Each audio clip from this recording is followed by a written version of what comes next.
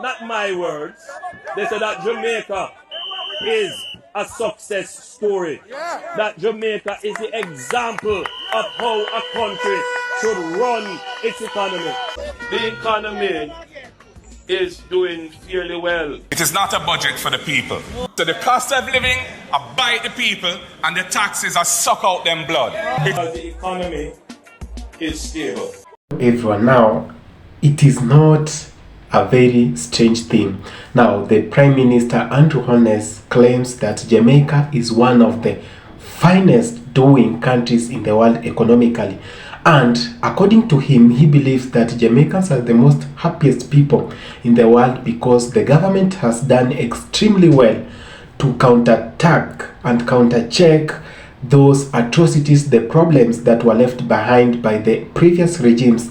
He believes that Jamaicans are going to vote JLP without even having to think twice because JLP has delivered, and he believes that Jamaicans are happy with the economy, how it is doing, and things are more cheaper and the country is moving well and extremely excellent. So let's watch this video and come back and give a quick discussion about this thing.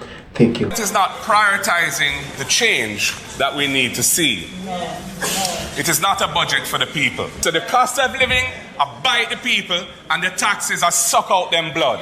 It is worth noting that the government projects that it will collect $824 billion in taxes in the coming fiscal year. That is an increase in tax collections of over 34% over 2 fiscal years, from April 2022 to March 2024. An increase of taxes of $208 billion from the people of Jamaica. Why wouldn't the government find a way to extend the period for the public sector salary negotiations to continue to fruition and to allow the groups to make their measured, well-informed and transparent decisions on the government's wage offer, instead of being bullied and cajoled by take it or lose it? We will ensure that teachers are eligible for student debt reductions and motor vehicle concessions at levels which increase with their years of service in the job.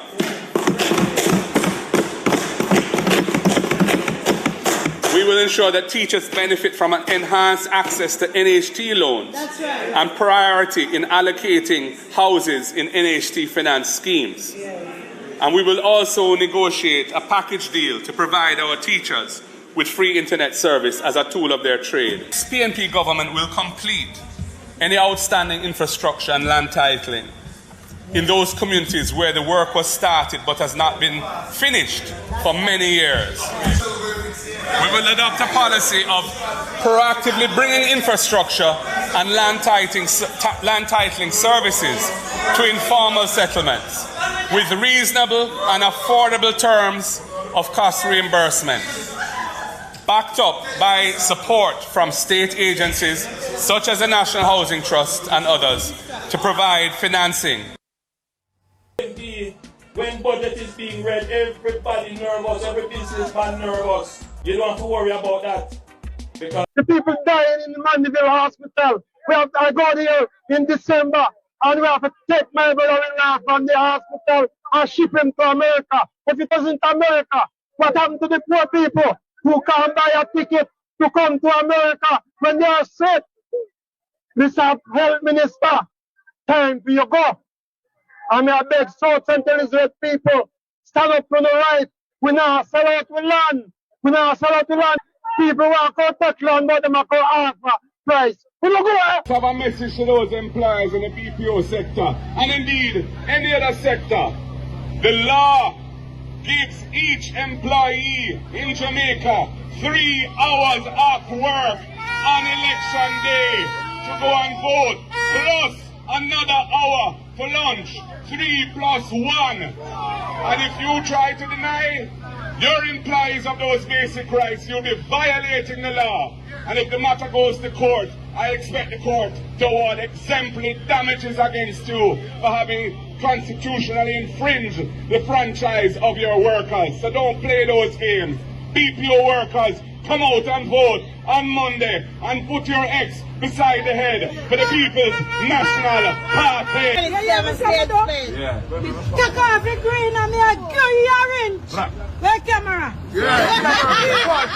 Take off the green and me a green orange. Me no a no shirt yet, me no a no handband yet. But you want one now. There's a state of emergency in terms of corruption in this country.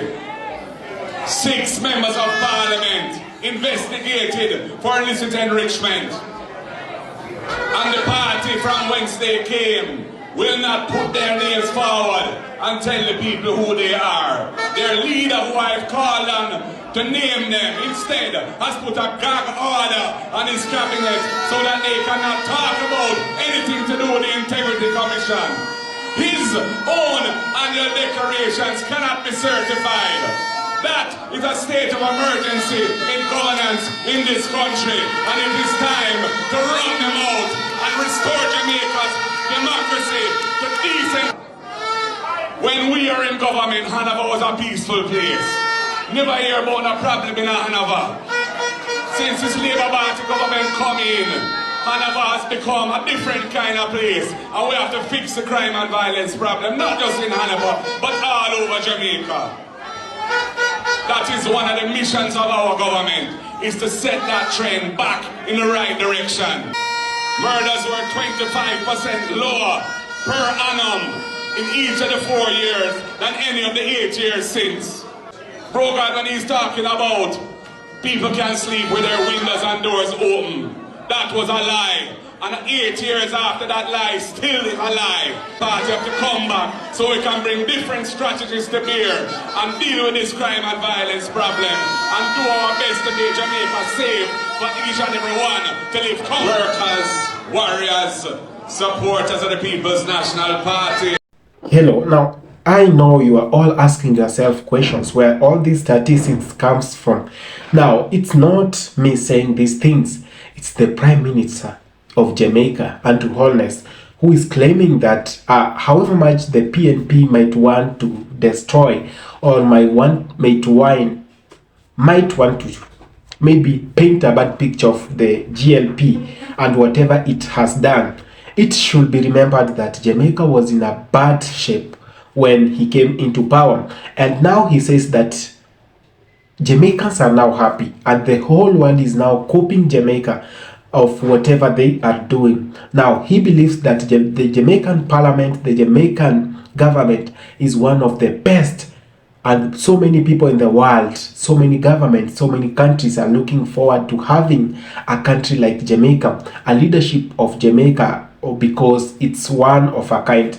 Now, there are so many people who are coming out to say that no, the Prime Minister should be honest for once.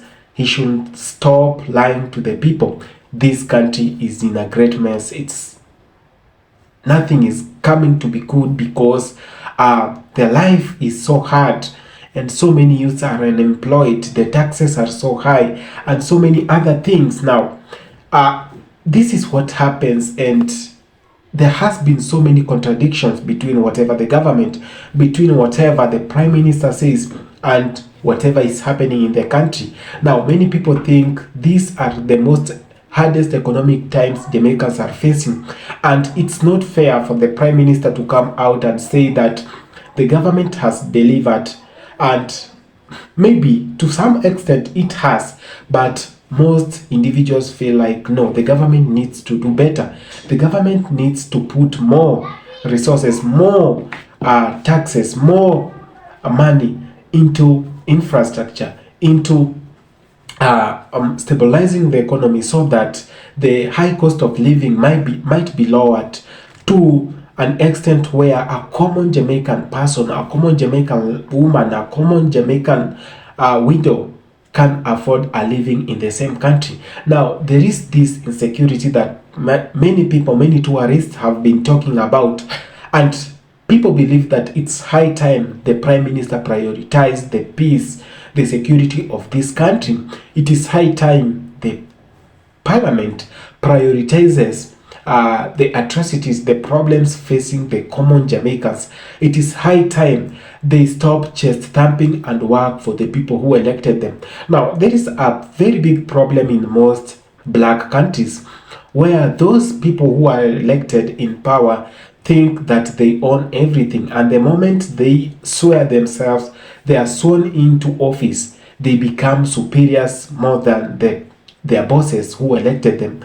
Now, what happens when an employee becomes bigger or prioritizes him or herself more than the one who pays the salary?